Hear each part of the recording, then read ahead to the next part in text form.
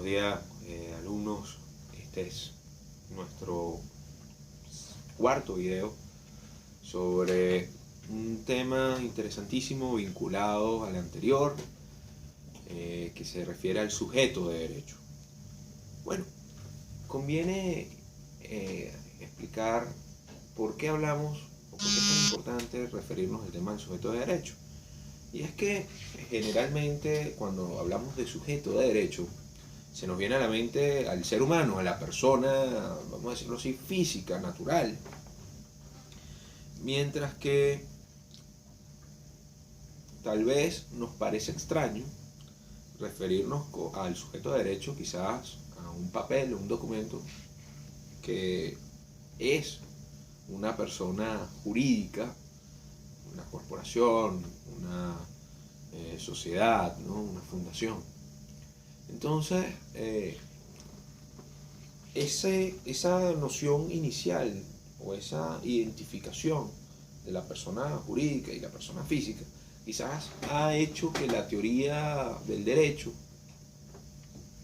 haya tenido que superar ciertos paradigmas para poder dar con una teoría del sujeto de derecho adecuada a nuestra realidad y a la evolución de la sociedad a lo largo de estos últimos años y muy especialmente estos últimos siglos. Entonces, fíjense, la teoría tradicional clasifica a las personas en dos grupos.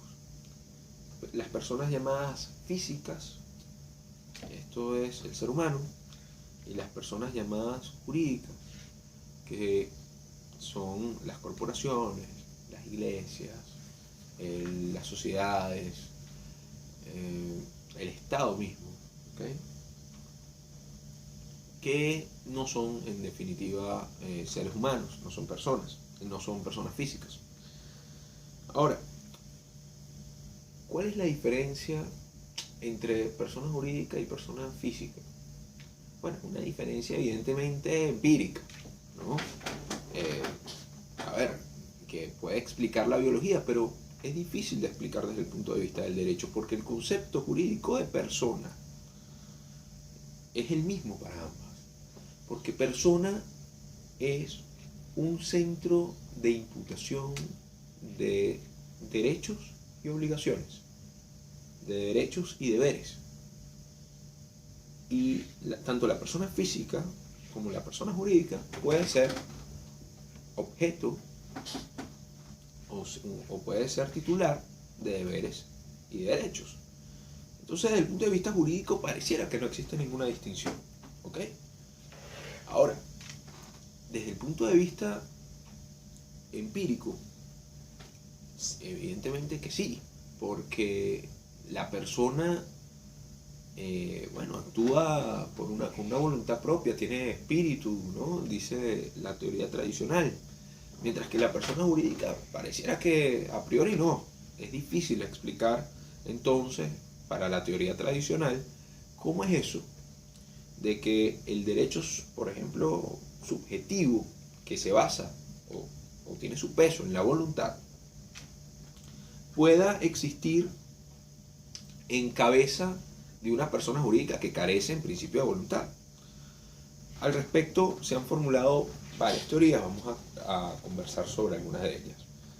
Bueno, la teoría tradicional ha dicho que existen dos tipos o dos maneras de explicar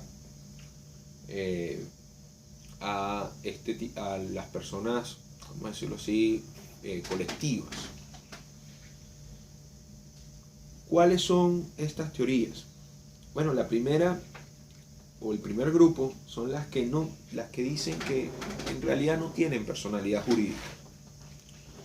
En este grupo encontramos a la teoría de la ficción y a la teoría de los derechos sin sujeto.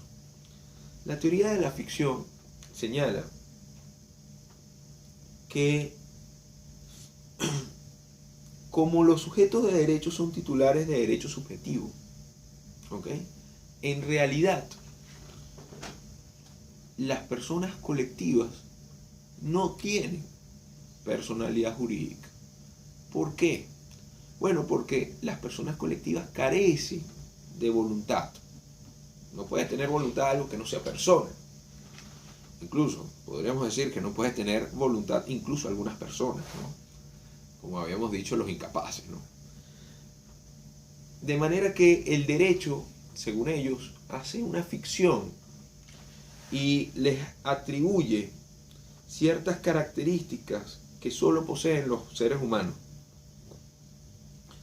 De manera que puede existir en cabeza de personas jurídicas derecho subjetivo, aun cuando ésta carece de voluntad.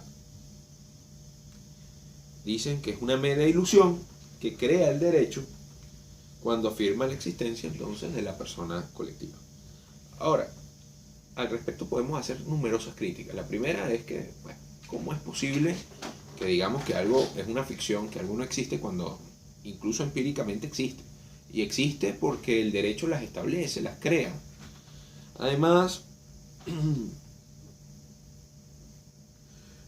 ¿cómo esta teoría de la ficción toma como punto de partida a la teoría de la voluntad cuando habíamos dicho que el derecho subjetivo no depende de la voluntad de un sujeto? Incluso la propia existencia de las personas jurídicas constituyen un argumento en contra de la teoría de la voluntad, porque si existen personas jurídicas que carecen de voluntad y son titulares de derecho subjetivo, el derecho subjetivo no es un elemento, o la voluntad no es un elemento determinante dentro del derecho subjetivo. Ahora, además se podría incluso decir que existe un cierto animismo dentro de esta teoría, porque si bien es cierto que se trata de una persona colectiva que tiene un sustrato personal y un sustrato real, vamos a llamar sustrato personal al conjunto de personas que la integran, en el caso de una sociedad civil serían los socios, y un sustrato real que se refiere al patrimonio que tiene esa sociedad. Si bien es cierto que podríamos decir que existe una suerte de similitud entre la voluntad de una persona física y la voluntad de la persona representada por ese grupo que constituye su sustrato personal y que en consecuencia le dan voluntad a la persona jurídica colectiva, vamos a ver que también eso es, vamos a decirlo así, real, porque no constituye una suma de voluntades la voluntad de la persona colectiva. De hecho, vamos a ver que en muchos casos, como señalan las teorías posteriores, existe una voluntad distinta y separada de la persona jurídica a la de sus integrantes. Entonces, pareciera que no es adecuada para explicar a las personas jurídicas colectivas esta teoría de la ficción, porque principalmente niega la existencia de algo que existe, ¿no? Hay que existe otra segunda teoría que se clasifica dentro de estas teorías que niegan la personalidad jurídica de las personas colectivas, que es la teoría de los derechos sin sujeto. Dice que los derechos subjetivos forman parte de un patrimonio, pero que este patrimonio carece de titular. Bueno, ello trata de explicar el tema de las personas colectivas que carecen de sustrato personal. Es decir, que no existe ese sustrato personal o esa necesidad de tener socios o accionistas, como en el caso de algunas otras personas colectivas. Es el caso, por ejemplo, de las fundaciones, donde el sustrato personal no existe. Ahora, ya habíamos dicho que todo derecho tiene que tener un sujeto. No hay derecho sin titular.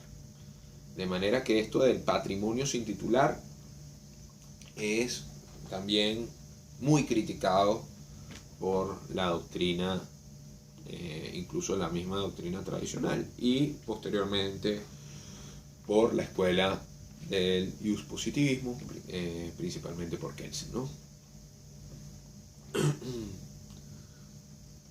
Bien, con respecto al otro grupo de teorías que hablan de que sí, las personas colectivas tienen personalidad jurídica, vamos a ver dos grupos. Generalmente se habla de la teoría organicista, que cae en una suerte de paralelismo entre la persona física y la persona jurídica, indicando que existe cierta semejanza entre las personas jurídicas y la persona física en cuanto a la formación de su voluntad. A ver, en las personas jurídicas vamos a encontrar generalmente un órgano que viene a representar, vamos a decirlo así, el órgano ejecutor de acciones de esa persona jurídica. En este caso podría ser sus directores, sus administradores, ¿okay? Y existe un órgano de deliberación, la Asamblea General Fundacional, la Asamblea General de Socios, la Asamblea General de Accionistas, ¿okay? Dependiendo del tipo de organización de la que estemos hablando. Y esa forma de deliberar, de formar la voluntad de la persona jurídica está establecida en las normas jurídicas, entiéndase la ley o los estatutos sociales de una determinada sociedad civil o los estatutos fundacionales de una fundación. Y eso crea un espíritu colectivo distinto al espíritu individual. Por lo que para esta teoría no se encuentra dificultad en explicar la realidad empírica tanto de la persona individual como de la persona jurídica, y en este sentido podemos decir que la persona jurídica, según esta teoría, ejerce actos o forma su voluntad de manera que puede ser ciertamente titular de derechos subjetivos.